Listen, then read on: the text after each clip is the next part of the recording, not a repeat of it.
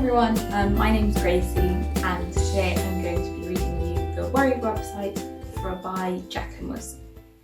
I'm going to read one of the chapters, or a bit of one of the chapters in the book, and it's about Mr. Speed's class, and they all have their own worries and they put them into an anonymous worry website where they're offered solutions and each of the worries gets resolved.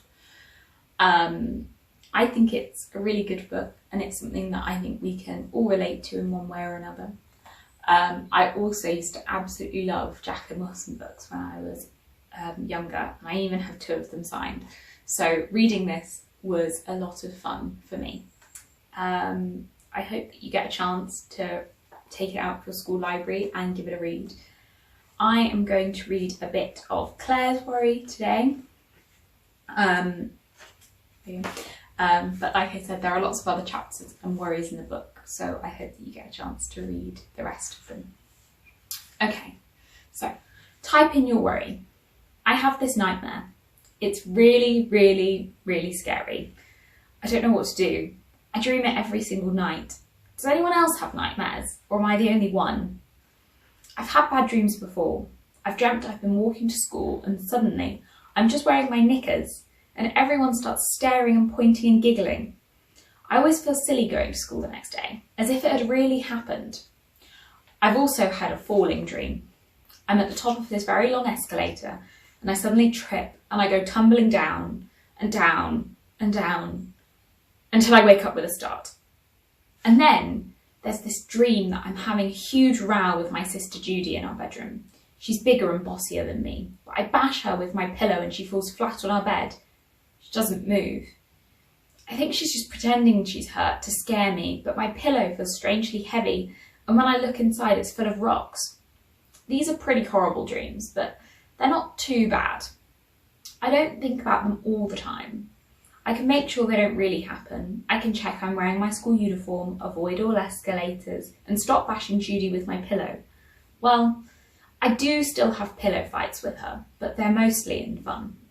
I have a quick pummel of the pillow first to make sure it's totally rock-free. But now I'm having this new nightmare. I dream it every night. It's awful. I've tried getting into Judy's bed. She moaned and fussed and said I was squashing her. It didn't work anyway. I still had the nightmare. I woke up screaming. Judy woke up too. What are you playing at, Claire? You woke me up. Hey, are you crying? No, I sobbed. Yes, you are, said Judy. She suddenly put her arms around me. Shall I get Mum? No! That's the trouble. I can't tell Mum or Dad. They will say it's my own fault, and I suppose it is. You see, I secretly watched this ultra scary video. Mum and Dad are quite strict about what films we're allowed to see, especially me. I don't know what's the matter with me. I've always been so stupid. When I was a really little kid, I sometimes got scared watching cartoons. There's a bit where the horses gallop wildly in Beauty and the Beast. That made me have bad dreams. I used to wake up crying that the horses were after me. My big brother Michael used to neigh and make galloping noises just to get me going. Mum got fed up to go and get me in the night, so ever since she's been very picky over what I'm allowed to watch. I kept telling her that I wasn't a silly baby anymore. I was furious when she let Michael and Judy watch Titanic, but she wouldn't let me.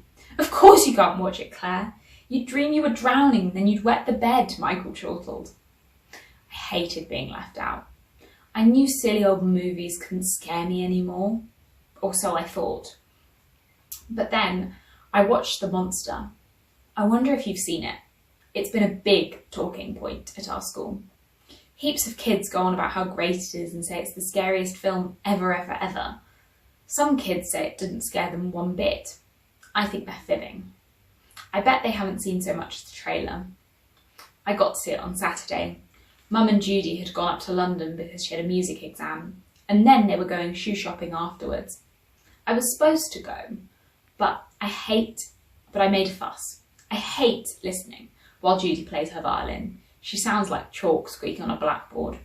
I have to put my fingers in my ears, and then Judy says I'm putting her off deliberately. And shoe shopping is so boring. Unless you're looking for something cool, like football boots or trainers. So I stayed at home with Dad and Michael and his friend Luke round. They usually go into Michael's room and try to access rude things on the internet. I know. But Dad was outside washing and polishing the car, which takes him forever, so Luke casually produced the video of the monster from his backpack. Fancy watching a bit, Mike? Wow, you bet, eyes goggling, Michael said. I'm watching too, I said. There's no way you're watching, baby, said Michael. He tried to push me out of the living room while Luke slotted the video into the machine. There's every way I'm watching it, I said. Or I'll tell Dad. I don't like being a tale-tale, but when you have bossy big brothers and sisters like I do, you have to use any means at your disposal to get your own way. So I won. I watched the monster. Well, nearly half of it. Then we heard Dad coming back inside the house, so we had to switch over to a sports programme sharpish. You have no idea how appalling the monster is. Far, far, far, far worse than you can ever imagine. I kept on telling myself it was just a silly old film. It wasn't a real monster, but it looked so real when it rose up out of the river, sickly green, oozing slime and semi-transparent, so you could see all its horrible heart and liver and lungs and long, long coils of intestine, some of them hanging out and spurting terrible sludgy streams of poo. Michael whooped with laughter, but it was very high-pitched. Michael started biting his nails. The monster started oozing up out of sinks and baths and even toilets. It devoured everything: dogs, cats, babies in buggies, screaming school children, frantic mothers fighting fathers. The monster even swallowed this huge man, and you saw him being digested inside it, getting covered in bile, bits disintegrating before your very eyes. Luke stopped laughing. Michael nearly bit his fingers right off. I stared at the screen helplessly, unable to move.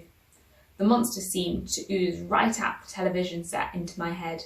It was there, pulsing inside my brain, ready to ooze its way into my dreams. They are the worst nightmares ever. I don't know what I'm going to do. I start feeling vaguely sick at tea time. I go out in the garden and play afterwards. But all the time I'm kicking a football about or running up and down with my skipping rope, I'm thinking about the monster.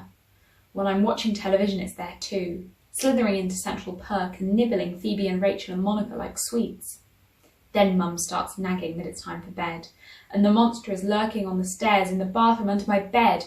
Dad comes to read Judy and me a story, but the monster paces the corridors of Hogwarts too, munching Harry Potter into mincemeat.